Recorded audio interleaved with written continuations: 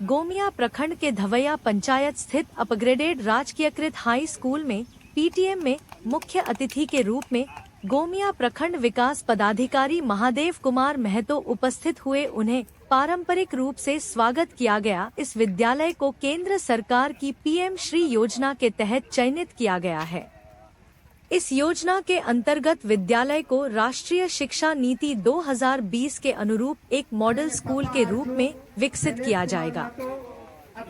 इस parent teacher meeting में गोमिया प्रखंड विकास पदाधिकारी एवं धवैया पंचायत के मुखिया के द्वारा विद्यालय के उत्कृष्ट प्रदर्शन करने वाले छात्र छात्राओं को सम्मानित किया गया।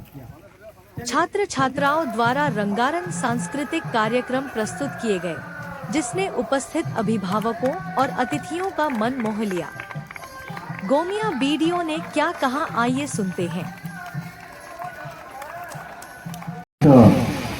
पीटीएम अभिभावक शिक्षक बैठक में उपस्थित सम्मानित अतिथिगण, विद्यालय के प्रधानाध्यापक सहित सभी शिक्षक बंधुगण, विद्यालय के अन्य सहकर्मीगण, इस विद्यालय के सभी अभिभावकगण, प्यारे बच्चों, सभी को मेरा जोहार और इस कार्यक्रम में सभी का स्वागत है। सभी बच्चे उठ चुके हैं, काफी देर से कार्यक्रम चल रहा है, अभिभावक जा रहे हैं, लेकिन कार्यक्रम का ये अंतिम बिंदु होता है कि मुख्य अतिथि के द्वारा कुछ बात रखी जाए। लेकिन सबसे बड़ी बात यह रही कि इतने दुर्गम और सबसे प्रखंड के सबसे दूर में स्थित इस विद्यालय को पीएम श्री का अवार्ड मिला है। ये निश्चित रूप से यह आप अभिभावक और शिक्षक का सहयोग और बच्चों का परिश्रम का परिणाम है। इसके लिए बहुत बहुत धन्यवाद कि आपने गोमिया प्रखंड में पीएम श्री को धवैया में स्थान दिलाया है। ये एक अलग पहचान आपके लिए, ये आपके इतिहास में लिखा हुआ है। जैसा कि पिछले बार भी प्रखंड स्तरीय खेल कूद जब हो रही थी, वही लड़का जो धावक के रूप में था वहां पर हम उपस्थित थे।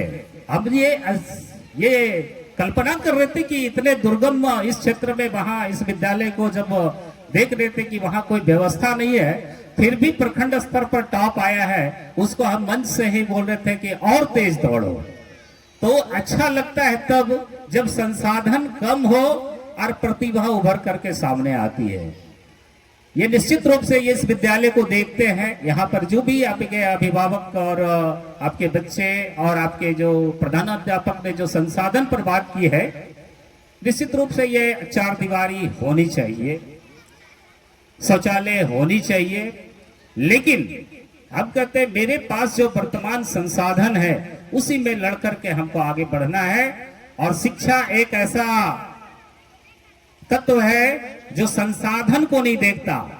अगर ये शिक्षा अगर संसाधन को देखता, पैसे को देखता, पैरवी को देखता, तो ये शिक्षा वहीं पर अडानी अंबानी के घर में होता। लेकिन आप देख रहे होंगे कि आप ही के बीच से प्रतिभा उभर के निकलती है, चाहे वो खेल की दुनिया हो, चाहे वो आपके शिक्षा के क्षेत्र में नौकरी की बात हो, पैसा की बात हो, सब तो इसी क्षेत्र से उभर करके जाते हैं।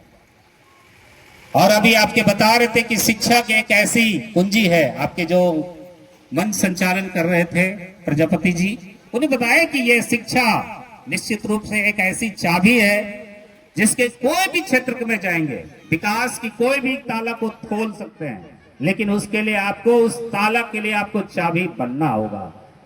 तो आप ही के परिणाम से ये पीटीएम बैठक पहले प्राइवेट स्कूल्स में हुआ करते थे। आज निश्चित ये भाषण देने का दौर नहीं है, ये विचार करने की आवश्यकता है। पेरेंट्स और टीचर्स, अभिभावक और टीचर, किसके लिए? इन बच्चों के लिए। यहाँ पर जो भी बात आई है वो बात सामने निश्चित रूप से आई कि आपके शिक्षक काफी टीम वर्क के काम कर रहे हैं, बहुत अच्छा इनका टीम है और प्रखंड स्तर पर भी बात होते हैं। हमने एक राज्य स्तर पर भी आपके विद्यालय की मैं चर्चा किया था, 25 तारीख के कोरोना दिवस था, वहां आपके विद्यालय का चर्चा किया था कि मुंशी जी जो है ऐसे क्षेत्र में जाकर के काम कर रहे हैं जहां की बहुत अच्छे बच्चे उभर करके सामने आ रहे हैं। तो ये वर्क, ये काम आप ही के लिए है, आपके सहयोग से होगा। आप जब तक सहयोग नहीं, और ये सहयोग ये करना किसके लिए है?